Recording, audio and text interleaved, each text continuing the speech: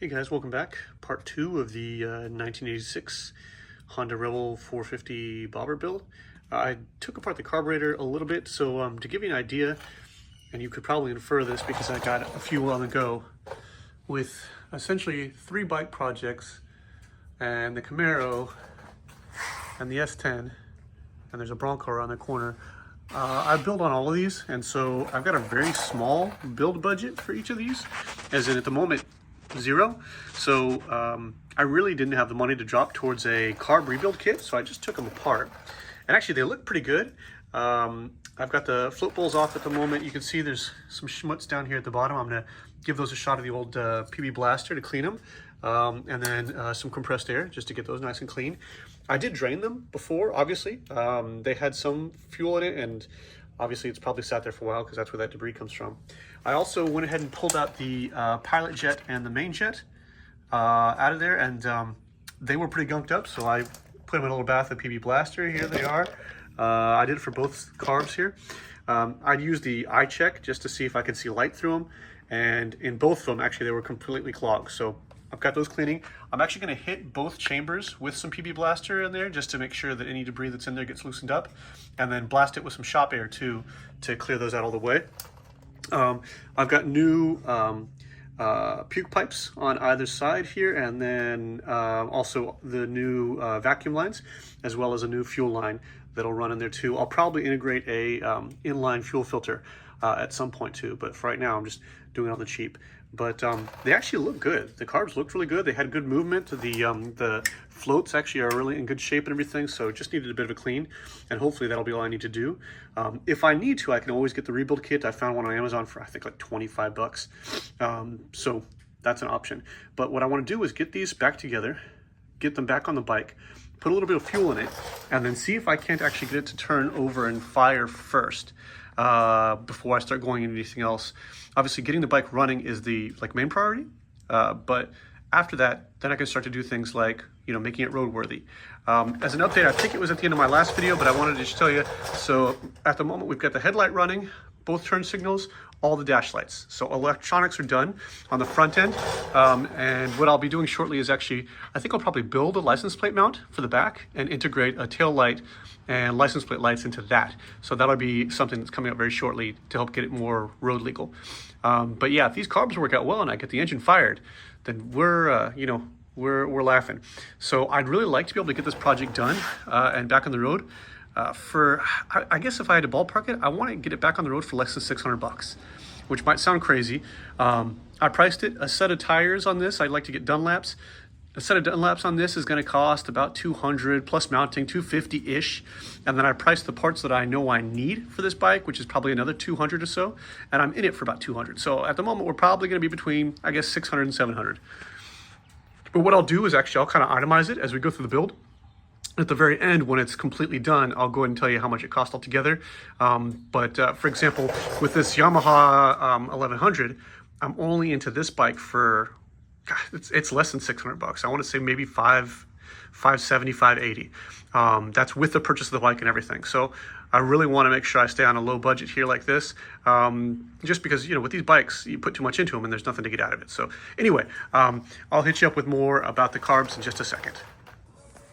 Okay, this next order of business is these truly, I don't want to say terrible. I mean, they got a style factor, and if this is your thing, I don't want to bobber shame you, but yeah, I'm not going to do this. This is, I think, terribly unsafe, and then not really my vibe here. I already took one off, like so. And for each bike I build, I try and do something slightly different. So there's the Yamaha over there, kind of a muscle cafe bike, doing the Triumph. I've done a couple of bobbers before. Each time I like to try something different and see what I think of it. For this one, actually, despite what I had said previously, I'm going to keep it rigid. So I bought this rigid set here, rigid strut set, off of Amazon. I got it for 22 bucks, and I got to tell you, it is really solid. Everything, the welds are nice. It seems to be heavy duty. It's actually powder coated. So yeah, I was really impressed. I think, yeah, 22 or 25 bucks, something like that.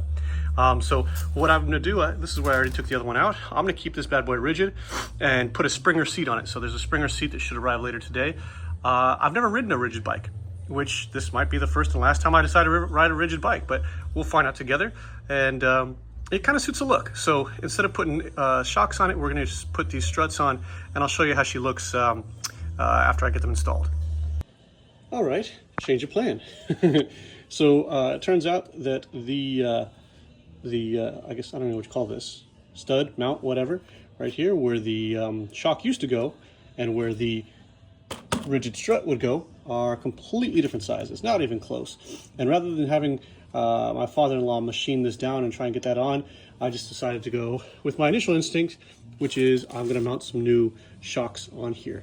I'm still putting the Springer seat on, but we'll do Springer seat plus shocks. So I'm going to return these to Amazon. The ones I got, so these, I measured these out. These are basically 9 inches eye to eye, and they really don't make a lot of 9-inch shocks out there just because it's a very uncommon size. I mean, look, it's not really a shock at that point. So I actually went to the next size I could find that looked reliable, and I think it's a 10 or 10.5 eye to eye. So it'll actually bring the butt up a little bit here on the line, but not really that much at all. So yeah, it'll still have the hard drop like that, but not nearly as much. I'm thinking also I might put only the slightest bit of a fender here, just to kind of protect my butt, just in case, like when the Springer seat, if I hit a bump like this, it goes up, it doesn't drag me right into here and rip off my junk or anything. So yeah, I might even put like a little bit of a fender that comes not even halfway up the tire, maybe like just a quarter of the way up like this, just to provide that little bit of, I don't even want to call it safety, protection. We'll put it there. So anyway, final progress for this video. I got the exhaust cut and mounted. They're a little askew. I'm gonna have to loosen them and making sure they're straight. I want them to follow the lines of the frame. So this one's a little bit further out. This one actually is perfect here on this right side. It really follows the line well. This one is a little kicked out like that, so she'll need to come in a little bit like so. But anyway, I ordered the shocks from Amazon. Those will be here shortly. I haven't got it on video yet, but actually I tested this, ran just a tiny amount of gas into it and some starter fluid, some of the good fire sauce, and she fired. I mean, like right away, and it was a good strong fire. So I'm gonna get some fresh fuel in here and see if I can't make this a runner. I'd like to make sure that there's nothing wrong with the engine in terms of running and going through the gears in the transmission before I make a major investment in things like tires. I priced the tires, rear and front, both Dunlops. I think I said in a previous video I really like decent tires. It's important. And a set of those, just for the tires alone, is going to be about 220, 240 bucks. Plus mountain, we're looking at about 300 bucks altogether. So that's actually more than I paid for the whole bike. So yeah, I'm going to check and make sure that the engine is running well and it runs through the gears, and then I'll drop the new tires on. But it really doesn't need a whole lot. I actually already bought a new chain here too. I did the Amazon special, which actually I've actually been really pleased with the Amazon chains. So I went with the gold one.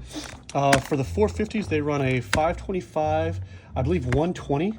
I think that's what I got. I've heard that it can be a 525, 116, but you know, with chains, you almost always have to cut a few of them out of there anyway. So got this, a nice heavy duty one, which I'm pleased with. I don't really like the thin chains. I want something to kind of hold up. So I got that, I think, for 30 bucks. And then the seat should be here today. So the seat plus the springs and everything like that, the full mount setup was about 35 bucks. As I said, I'm trying to do this whole bad boy on a budget. Sorry, I just got distracted. There's a big wasp in my garage. I don't want to get stung. Stupid wasps. Anyway, well, look at the size of that thing. Anyway, so yeah, 35 bucks for that. And then I bought a license plate mount that will go here, kind of follow this contour. I might actually even mount it up here so it's out of the way. But it's a combination license plate / taillight mount. I'm running something similar on the Yamaha. I'll show you over here. I'm sure you've seen it before. You know what I'm talking about.